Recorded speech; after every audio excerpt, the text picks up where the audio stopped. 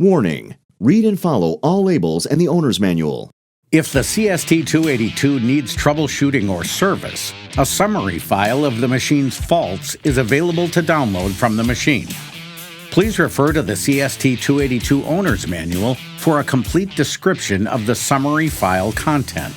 With the unit in the off position, plug a new or USB drive that has no existing files into the USB port on the back of the CST machine.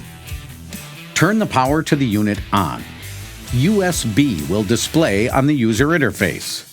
DON will display when the summary file has been successfully written to the USB.